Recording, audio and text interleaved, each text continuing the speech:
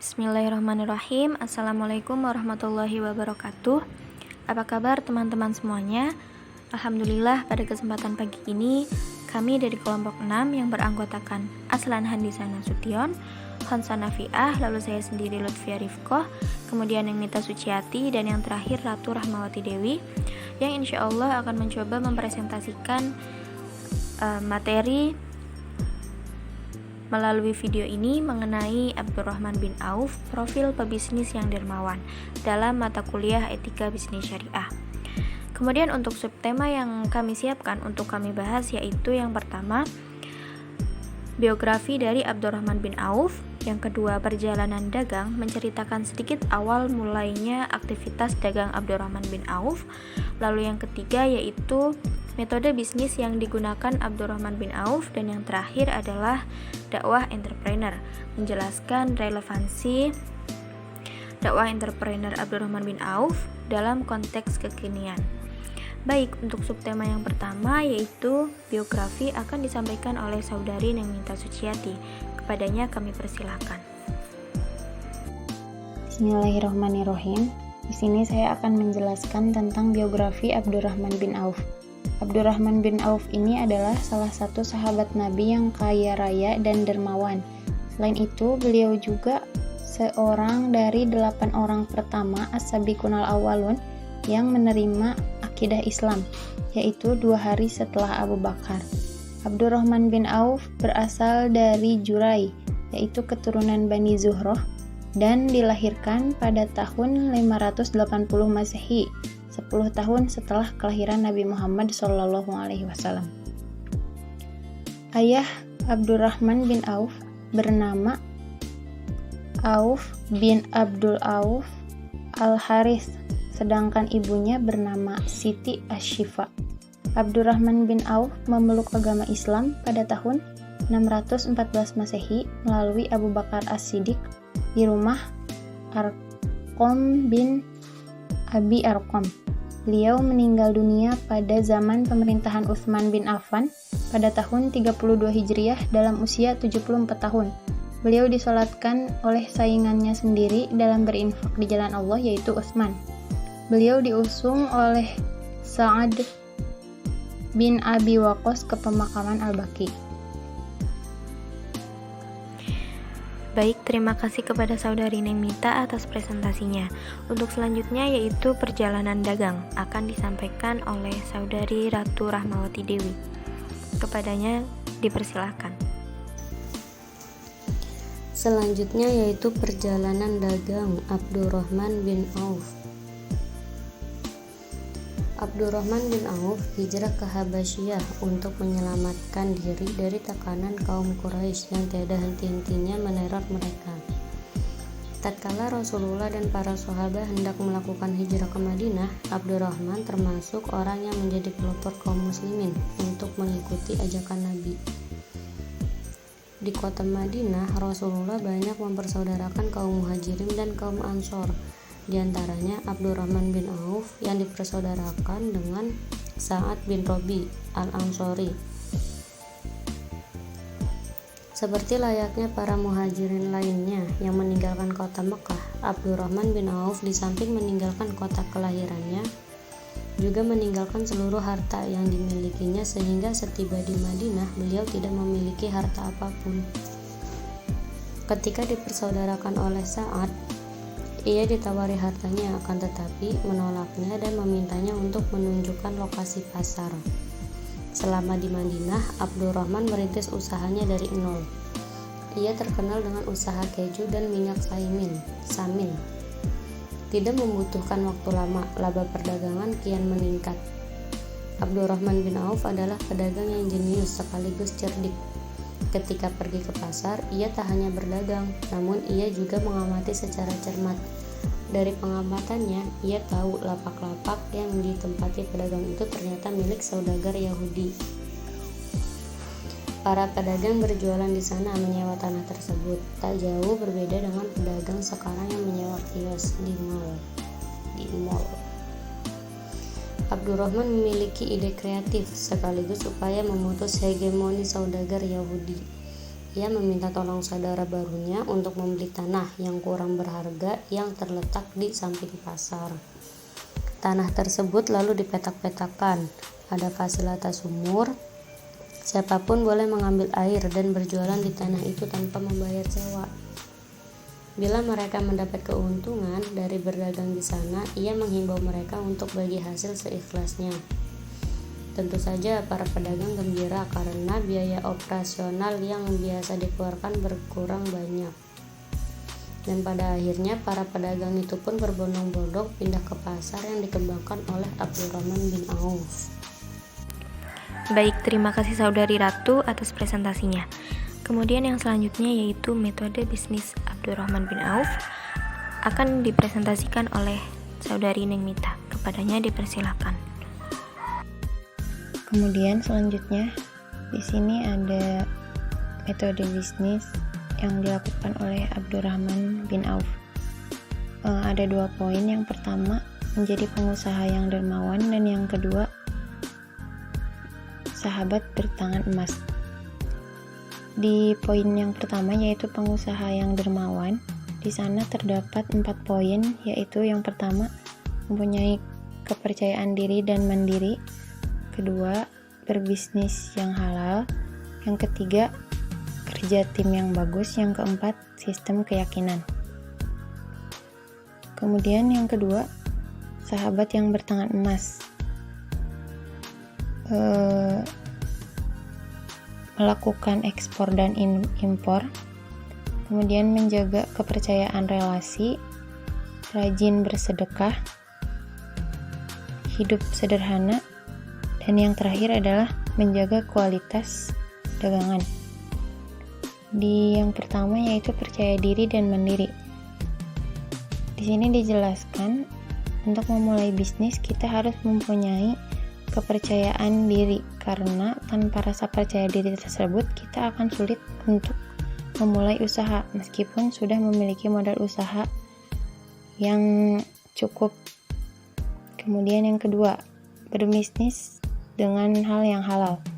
Semua proses bisnis harus dengan cara yang halal, mulai dari modal hingga proses penjualan yang harus berdasarkan dengan nilai dan ajaran Islam.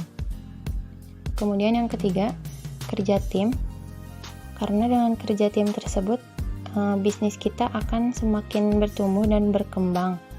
Maka semakin banyak orang yang terlibat dalam bisnis tersebut, dan saat itulah bisnis tersebut ditentukan oleh adanya sebuah tim yang baik. Kemudian yang keempat, sistem keyakinan. Keyakinan dapat melandasi cara berpikir, berbicara, dan bertindak di masa sekarang serta di masa depan, dan biasanya keyakinan yang diyakini bisa menjadi kenyataan. Kemudian yang selanjutnya, melakukan ekspor dan impor barang, yaitu target pembelian akan semakin luas jika melakukan ekspor dan impor dan bertambah banyak, sehingga prospek penjualan akan semakin tinggi. Kemudian menjaga kepercayaan relasi.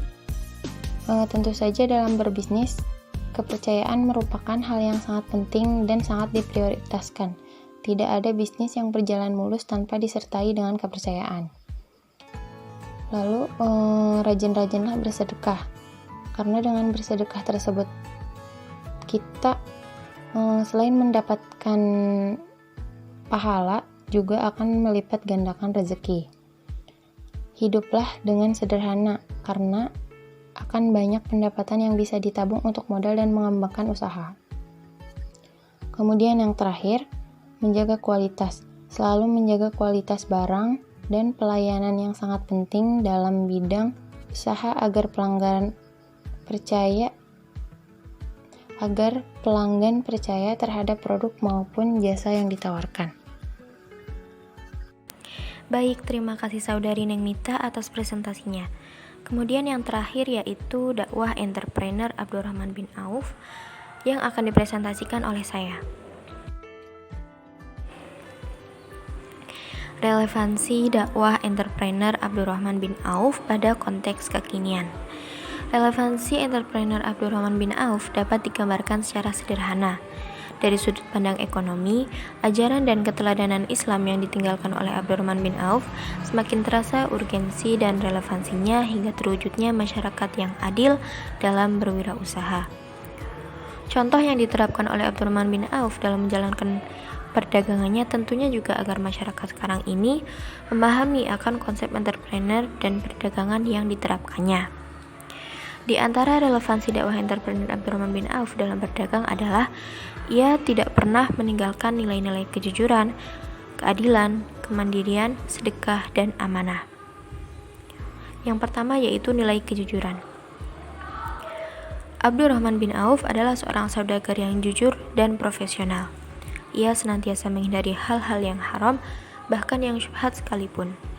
Abdurrahman tidak pernah melakukan praktik ribawi atau menghalalkan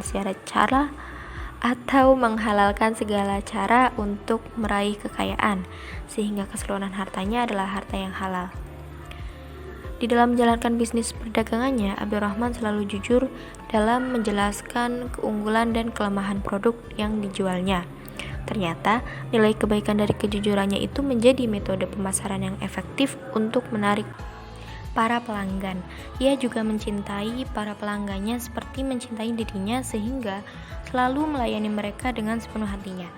Bahkan dalam sebuah riwayat, Abdurrahman bin Auf juga sangat mencintai para pekerjanya.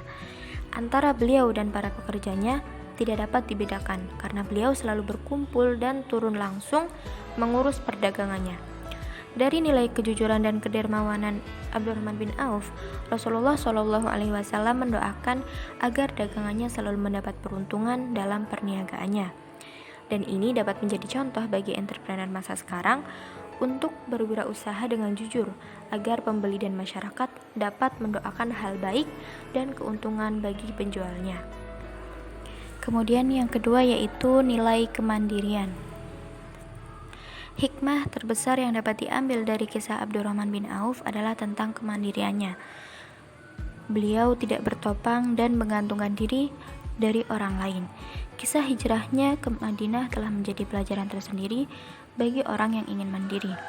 Beliau menolak tawaran dari orang lain agar dapat memulai bisnisnya dari usaha sendiri. Tekad dan semangat kuat untuk mandiri inilah yang mengantarkannya menjadi pemasok utama barang dagangan ke Madinah pada saat itu.